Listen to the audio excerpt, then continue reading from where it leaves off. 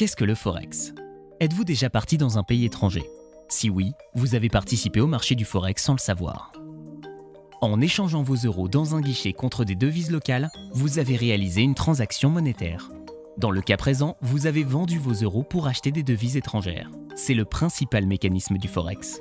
Le mot Forex est issu de la contraction des termes anglais foreign et exchange. Le Forex désigne donc le marché d'échange sur lequel s'échangent 24 heures sur 24 et 5 jours sur 7 les monnaies du monde entier.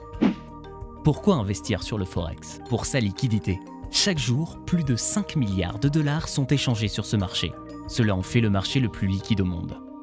Ces volumes ont augmenté de 35% entre 2010 et 2013.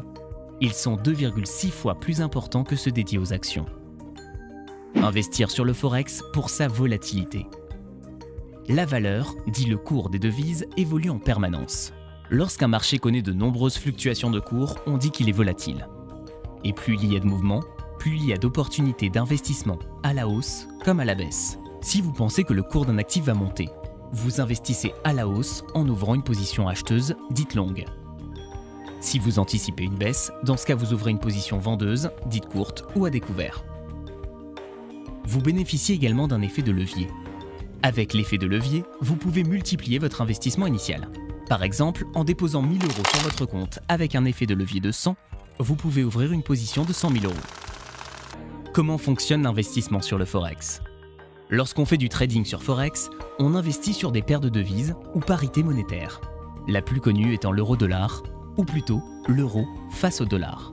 Une hausse sur l'euro-dollar signifie que l'euro a progressé face au dollar, ou que la valeur du dollar a baissé vis-à-vis de celle de l'euro.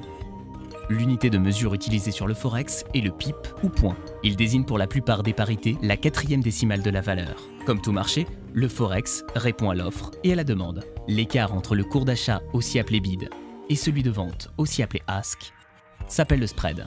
Ainsi, si l'euro-dollar est de 1,3518, 1,3519, alors le spread est de 1 pip. Prenons un exemple. Paul souhaite investir sur le Forex. Aujourd'hui, la paire de devises euro-dollar a par exemple pour cours d'achat 1,3500. Cela signifie que 1,3500 $ est égal à 1 euro. Cette parité est très volatile et sa valeur sera nécessairement différente d'un jour à l'autre. Paul mobilise seulement 1000 €.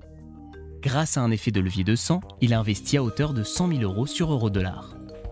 Le cours de l'euro progresse de 1,25% par rapport à celui du dollar. Paul gagne 1250 €. Si le cours de l'euro avait chuté de 0,80% par rapport à celui du dollar, Paul aurait perdu 800 €.